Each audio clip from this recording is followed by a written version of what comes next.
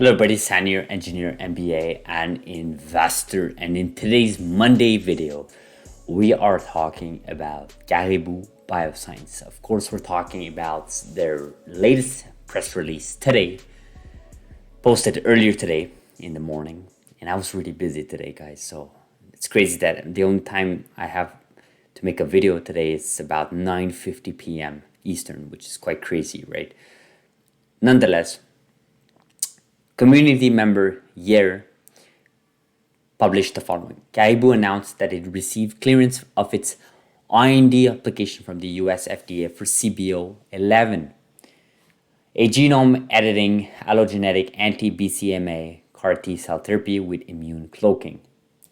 Of course, the press release actually could be found over here. So Caribou Biosciences announced its FDA clearance of IND application for CBO11 of anti-BCMA CAR T cell therapy, right? So this is basically what we just read out from that tweet. So a couple of highlights here really quick, and I'm going to go back to the thread there from here, but I guess they call it camouflage.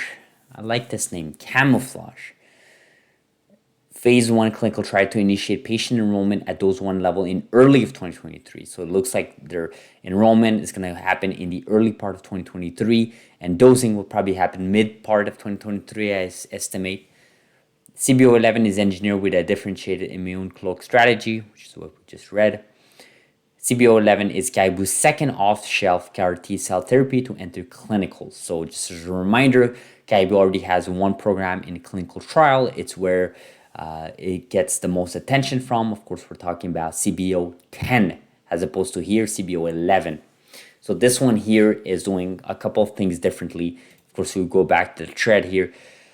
We can take a look at what it's doing here. So what it's doing is, again, anti-BCMA CAR T cell therapy using Cas12a. It's using, of course, Chardonnay's rDNA technology proprietary to Caribou to insert a BCMA-specific CAR into the Treg gene and armor the cells with immune cloaking capability by knocking out B2M gene and insertion of HLA-E fusion transgene in B2M. So basically, the goal here is to make these cells more durable, more persistent, so that they can combat cancer cells, right? That's basically the whole purpose of a CAR T cell therapy that we see here. A great image here from the presentation. I believe this is from Caribou, right? Of course, this is targeting myeloma, multiple myeloma, cancer of plasma cells, white blood cells that make antibodies which protect the human body from infections.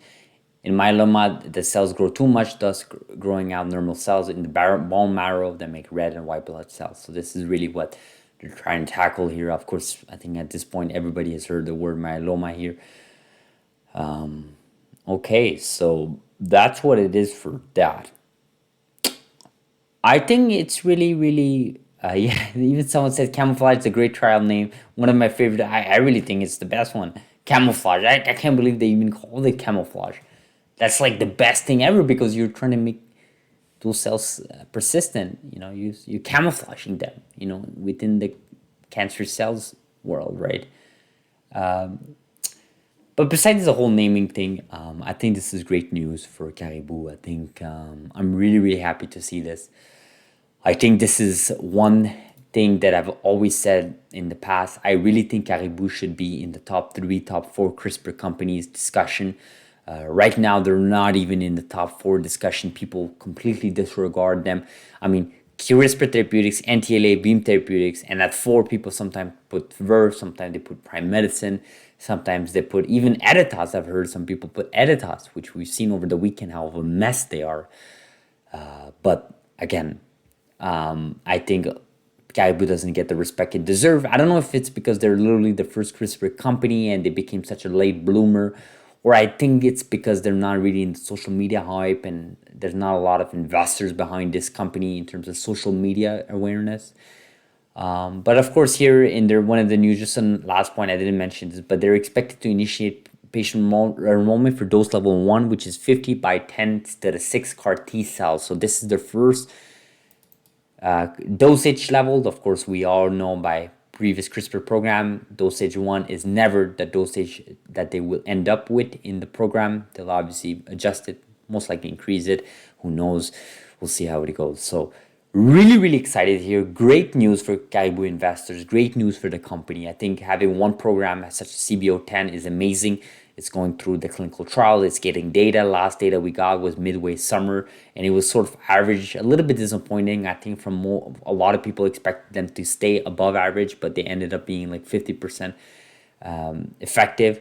But that's still average, above average from what I've seen. It's definitely acceptable from the FDA eyes. I think that's what the goal is. I mean, but anyways, guys, I'll end this video like this. Hopefully you guys appreciate this. Hopefully you guys are having a hectic Monday like I am. If you're not, well, maybe it's time to work a little bit harder, right? Thank you so much for watching. Like this video if you found value, subscribe if not, and I'll see you guys in the next video. Thank you.